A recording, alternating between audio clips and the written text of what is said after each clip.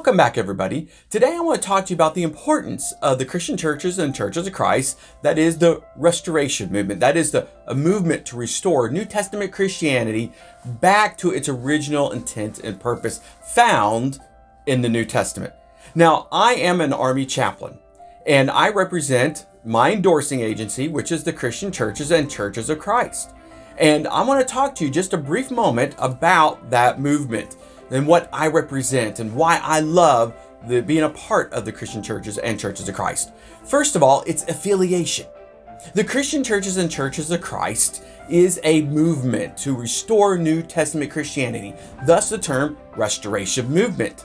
Now, this is a movement to go back to the New Testament pattern for faith and practice. And at the core of it is to seek and save that which is lost. That's the Great Commission found in Matthew 28, verses 18 and following. That Jesus said, "Go and make disciples of all nations, baptizing them in the name of the Father, the Son, and the Holy Spirit, and teaching them everything I've commanded you. And lo, I will be with you always to the very ends of the age." See, Jesus told us to go and make disciples of all nations. And that's what the Christian churches and churches of Christ seek to do. That is to seek and to save that which is lost. And one of the easiest ways to tell a person about Christ is the 5-finger exercise. Now, I've done a video about that before, but it was invented by a man named Walter Scott back in the 1800s. Walter Scott was a preacher within the Restoration movement, and he thought of this 5-finger exercise. That is that you need to hear the gospel, you need to believe it, and have faith, and repentance, and confession, and then lastly, baptism. Water baptism by total immersion. Now, back in the early 1800s, our movement broke away from that of Presbyterianism and other early Baptist groups to form a brotherhood of like-minded churches.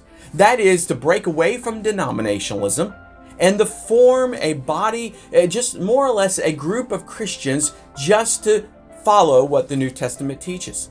In fact, one of those early people were Alexander Campbell, who had a dilemma. Back in the early 1800s, his daughter was born, and she was up. He needed to decide whether he needed to baptize or not, because he was Presbyterian, a Presbyterian minister. And after searching the scriptures, he could not find any case for infant baptism.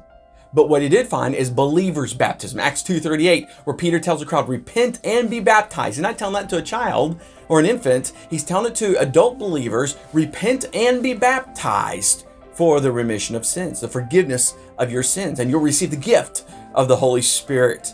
And so as he sought the scriptures, in every case of baptism by immersion, by believers, is found in the book of Acts. Every case of conversion is in the book of Acts. You're going to find conversion such as repentance and then baptism, or confession and baptism, belief and baptism, but essentially baptism is a part of that process. And that is baptism by total water immersion, not by sprinkling, not by pouring, not by any other means, but that of total water immersion, just as the pattern set in the New Testament by the first Christians. That is the disciples and the followers of the way. Now, in that, we have to look at its reflection. The Restoration movement has a reflection. That is, we want to reflect Jesus Christ. And part of that reflection is weekly observance of the Lord's Supper. That is communion. That is taking the bread and the juice, the fruit of the vine, that represents the body and the blood of Jesus Christ. It's not transubstantiation, where it becomes the actual body and blood of the Lord, as some would believe, but it is a remembrance. See, Jesus nowhere told us to remember his birth in Christmas, but he did tell us to remember him in his death, the burial, and resurrection. So therefore, communion is an essential part of the worship service, and therefore our reflection is that of Christ Jesus, and we're going to follow Jesus. And that's what the early Christians did in Acts 20, verse 7, that the early Christians practiced the Lord's Supper each and every first day of the week that they met. And also 1 Corinthians chapter 11 about the details of the Lord's Supper and the proper adherence of the Lord's Supper. It is to remember the body and blood of our Lord Jesus Christ. Another thing is we take on non-creedal statements. Other denominations and other religions may have a creed, but we do have some statements. They're non-creeds, and that is that there's no creed that of Christ, or that we are just Christians only. We may not be the only Christians, but we are Christians only, or that we speak where the Bible speaks and are silent where the Bible is silent. That means that we are going to follow the New Testament for faith and for practice. And that leads us also that we are New Testament Christians. Yes, the Old Testament is great for teaching and it's great for some doctrine, but it's not binding to the Christian. But what is binding is everything found in the New Testament. That is all the way from Matthew to the book of Revelation.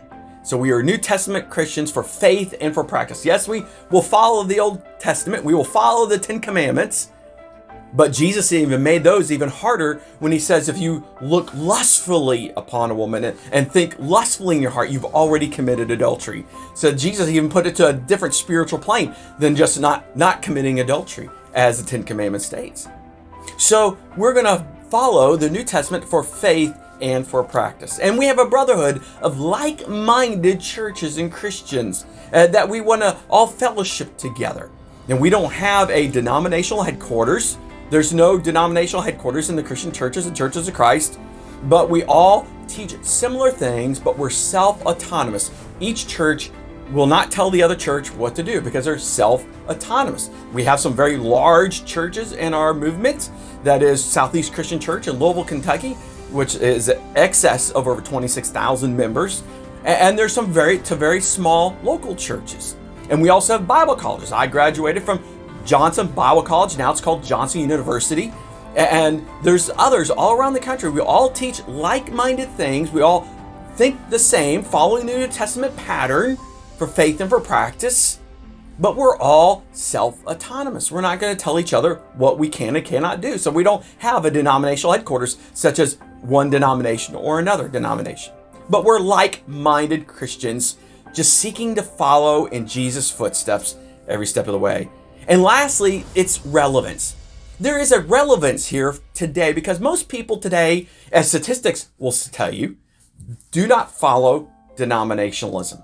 Is that most people will just attend a church where they feel comfortable at. And so we are a non-denomination group of like-minded churches seeking to teach people about Jesus and to follow Jesus. And that has a tremendous appeal today around us. And we're very mission oriented. We're the Bible colleges, universities, and churches alike will send missionaries out to the foreign field. And that is a wonderful thing that we're reaching the world for Jesus Christ. And we have a plan and a purpose. Each Christian is dedicated to following Jesus. Now, some people will say, well, that's kind of weird. You don't follow a denomination. No, because we are following Jesus Christ and the pattern he set in the scriptures. I hope this video has helped. And I hope if there's any questions, please feel free to comment or ask any questions or email me. May God bless you today in Jesus' name. Amen.